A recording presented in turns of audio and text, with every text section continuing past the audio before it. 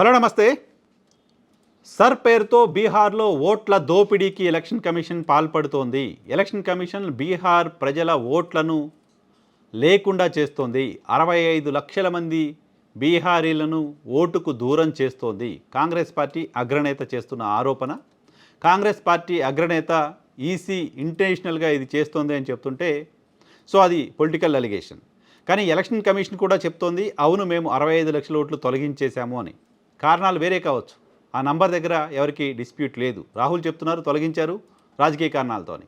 Election commission చెప్తోంది తొలగించాము అందరూ వలసపోయారు లేకపోతే చచ్చిపోయారు అని. వలసపోయారా చచ్చిపోయారా తేల్చాల్సిన బాధ్యత ఎలక్షన్ కమిషన్ పైన ఉంది.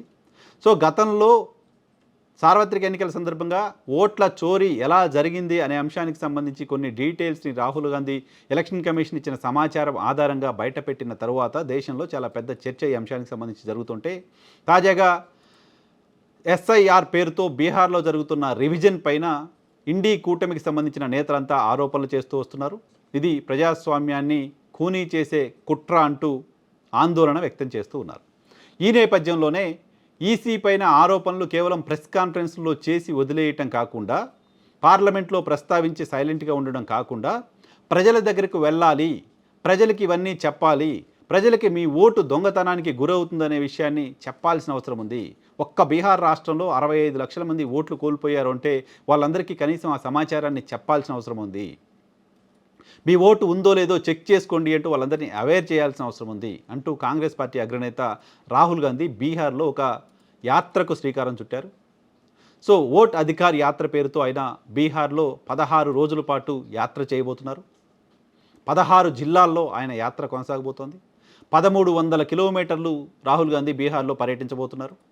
ఈ 16 రోజుల పాటు బీహార్ దాటి ఆయన బయటికి రావట్లేదు.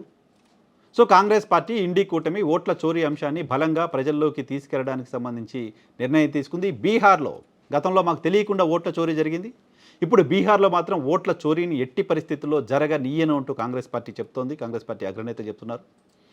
కాంగ్రెస్ పార్టీ అగ్రనేత ఓ పక్క ఈసీ పైన పోరాటాన్ని రాజకీయ అస్త్రంగా ఎంచుకొని బీహార్లో ఎన్నికలు జరగబోతున్న నేపథ్యంలో అక్కడ చేపడుతున్న ఈ యాత్ర బీజేపీకి ఇబ్బందిని కలిగించబోతోంది, బీజేపీకి సమస్యలు తెచ్చిపెట్టబోతోంది, బీజేపీని ఇరుకున పెట్టబోతోంది. రాహుల్ యాత్ర ఈసీ పైనైనా ఈసీ పనిచేస్తుంది బీజేపీ కోసమేనంటూ ఆరోపణలు చేస్తూ వస్తున్న నేపథ్యంలో బీజేపీ సమాధానం చెప్పాల్సిన పరిస్థితి.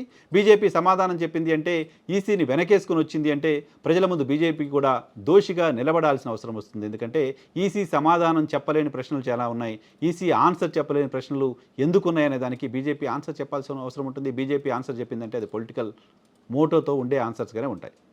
కాబట్టి రాహుల్ చేస్తున్న ఈ యాత్ర ఈసీకి వ్యతిరేకంగా దేశంలో జరుగుతున్న తొలి యాత్రగా చూడాల్సిన అవసరం ఉంది. ఎలక్షన్ కమిషన్కి వ్యతిరేకంగా భారతదేశంలో, స్వతంత్ర భారతదేశంలో ప్రజల దగ్గరికి వెళ్ళి ఓ జాతీయ స్థాయి నాయకుడు మీ ఓట్లను ఈసీ దొంగతనం చేస్తుంది అంటూ చెప్పడం, అవేర్ చేయడం అనేది మొట్టమొదటిసారిగా చూడొచ్చు మనం. కాబట్టి రాహుల్ చేస్తున్న ఈ యాత్రకు ఎలక్షన్ కమిషన్ రెస్పాన్స్ ఎలా ఉంటుంది, బీజేపీ ఎలా స్పందిస్తుంది, ప్రజలు ఎలా రిసీవ్ చేసుకుంటారు, ఇండీ కూటమికి సంబంధించిన అనేక మంది నాయకులు కూడా రాహుల్కు మద్దతుగా నిలుస్తున్న నేపథ్యంలో, సాధారణ ప్రజల్లో కూడా రాహుల్ చేస్తున్న ఆరోపణల పట్ల సానుకూల వాతావరణం ఉన్న నేపథ్యంలో బీహార్లో ఏం జరగబోతుంది అనేది ఆసక్తిని కలిగిస్తోంది. ఓట్ల చోరీ అంశానికి సంబంధించి జనం కేంద్రంగా రాహుల్ రంగంలోకి దిగారు. దీనికి ఈసీ కౌంటర్ ఏంటో చూడాల్సి ఉంది.